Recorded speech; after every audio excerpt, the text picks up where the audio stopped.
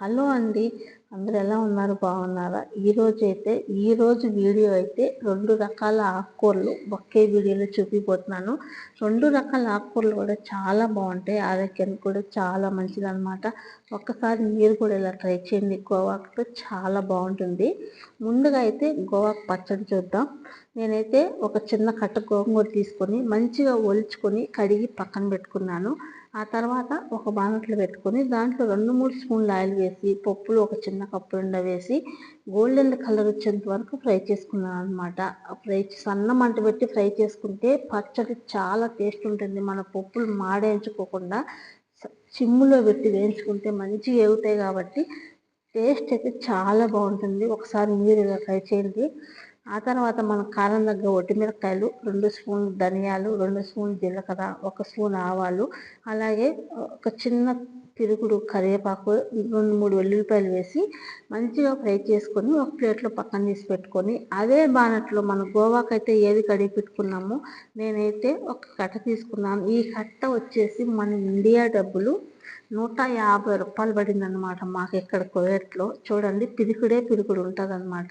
ఇలా ఒక 2-3 నిమిషాలు వాడిసిన తర్వాత ఒక అర్ధ గ్లాస్ వాటర్ వేసి ఇలా ఉడికించుకొని చల్లారిన తర్వాత కొంచెంగా వేసుకొని వాటర్ ఏమి యాడ్ చేయకుండా ఇలా మంచిగా పచ్చడి చేసుకొని దీంట్లో ఒక పచ్చి గడ్డి ఇలా కోసి వేసుకొని కలుపుకొని తింటుంటే చాలా బాగుంటుంది. టేస్ట్ 4-5 రోజులు నిల్వ ఉంటుంది. చాలా బాగుంటుంది. ఒకసారి ట్రై చేయండి. ఇంకొకటి వచ్చేసి పాలకూర అనమాట. పాలాకు నేనైతే 4 కట్టల పాలాకు తీసుకున్నాను.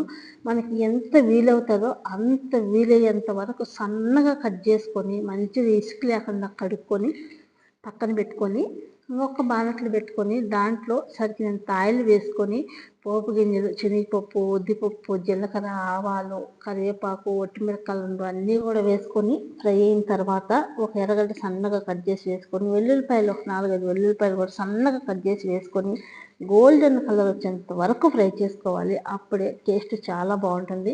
అందులోనే 4-5 పచ్చిమిరపకాయలు కూడా సీలిగ్గా కట్ చేసి వేసుకున్నాను నేనైతే.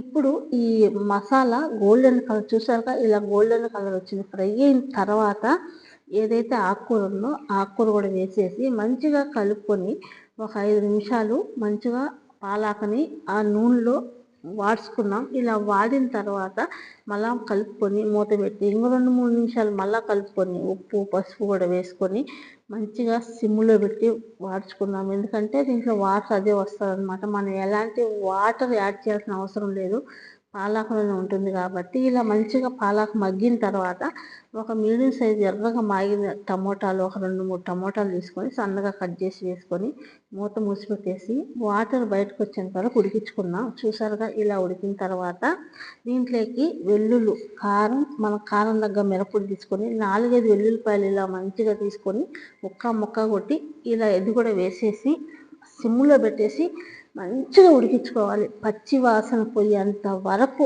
వేయించుకుంటేనే కూర టేస్ట్ ఉంటుంది. చాలా బాగుంటుంది. చపాతీలో కానీ రైస్లో కానీ ఎక్సలెంట్గా ఉంటుంది అనమాట. నేనైతే దీంట్లో కాంబినేషన్ అయితే రాగి సంగటి చేశాను. రాగి సంగటి అయితే ఇంకా మనం శుక్రవారం శనివారం ఇంటికాడే ఉంటాం కానీ ఒక్క పూట అయినా కానీ రాగి సంగటి చేయాల్సింది ఒక్కరోజైనా. మా తమ్ముడికంటే రాగి సంగటి చాలా ఇష్టము. వాడి కోసం చేసుకున్నాం అనమాట. మేము కూడా తింటాము కానీ అందరం తింటాం అని చెప్పి చేశాను.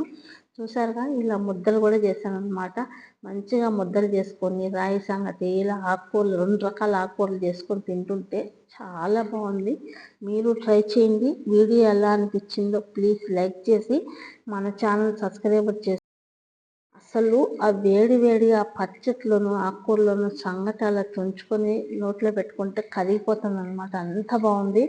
మీరు ట్రై చేయండి. ఎవరైనా కొత్తగా చూసేవాళ్ళు ఉంటే ప్లీజ్ మన ఛానల్ సబ్స్క్రైబ్ చేసుకోండి. అలాగే ఇలా మీకు ఎంతమందికి సంగటి తినాలో కామెంట్ చేయండి.